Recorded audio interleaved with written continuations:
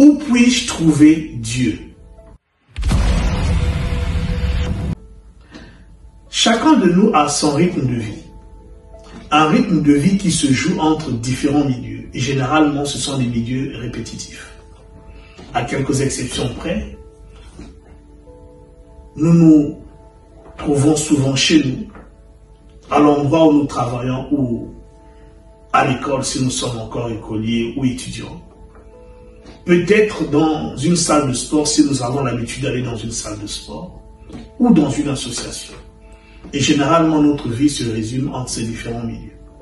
Aussi, quiconque veut nous trouver, qui ne peut pas nous joindre, par exemple, avec un téléphone, ce sera prié d'aller nous chercher à ces différents endroits. Parce que c'est là où nous nous retrouvons généralement.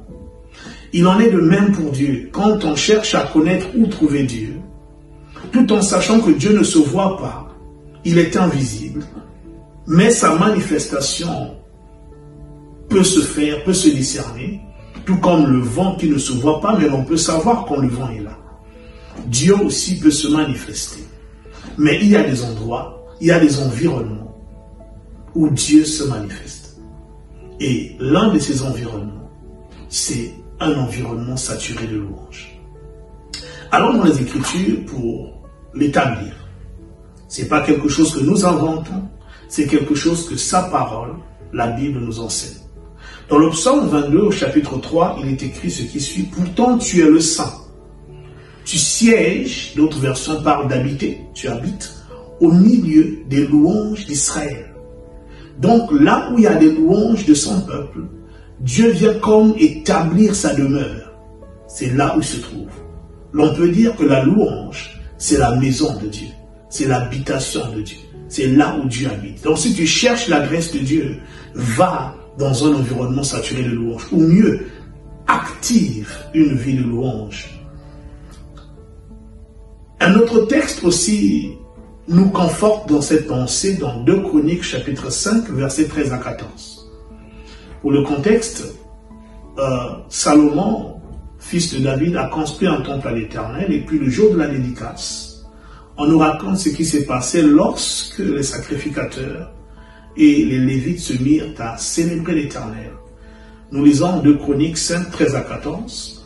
Et lorsque ceux qui sonnaient les trompettes et ceux qui chantaient, s'unissant d'un même accord pour célébrer et pour louer l'Éternel, firent retentir les trompettes, les cymbales et les autres instruments et célébrèrent l'Éternel par ses paroles.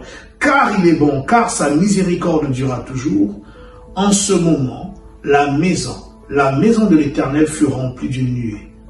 Les sacrificateurs ne purent pas y rester pour faire le service à cause de la nuée, car la gloire de l'Éternel remplissait la maison de Dieu. Vous entendez?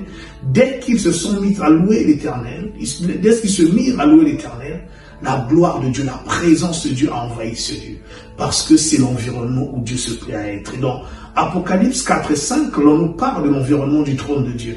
On parle qu'autour du trône, déjà où il y a un trône et autour du trône de Dieu, il y a des trônes, il y a 24 vieillards, il y a le Saint-Esprit de Dieu, et on parle des 4 êtres vivants. Et on dit ceci de ces 4 êtres vivants, dans Apocalypse 4, verset 8. Voilà, les 4 êtres vivants ont chacun 6 ailes, ils sont remplis de Dieu tout autour et au-dedans. Ils ne cessent de dire jour et nuit, Saint, Saint, Saint est le Seigneur Dieu, le Tout-Puissant qui était, qui est et qui vient. Donc H24, l'atmosphère du trône est saturée de la louange. Pourquoi? Parce que c'est là où Dieu se plaît à être. Toi qui cherches Dieu, apprends à demeurer dans une atmosphère de louange. Apprends à faire de la louange un style de vie. Chante, chante et chante encore. Et même si tu n'es pas croyant, même si tu doutes de l'existence de Dieu, écoute, la louange n'est pas que pour les croyants. Psaume 150, verset 6 dit que tout ce qui respire loue l'Éternel. Là où tu es, ose louer l'Éternel. Si tu veux la preuve de l'existence de Dieu, ose louer l'Éternel et tu seras surpris qu'il se manifeste à toi. Parce que tous ceux qui respirent doivent louer l'Éternel. Je vous encourage à donc réactiver la louange. Faites comme David qui a dit dans le psaume 57, versets 9 à 10 ou 8 à 9 selon les versions. Réveille-toi mon âme, réveillez-vous mon luth et ma harpe. Je réveillerai l'aurore. Je te louerai parmi les peuples, Seigneur. Je te chanterai parmi les nations.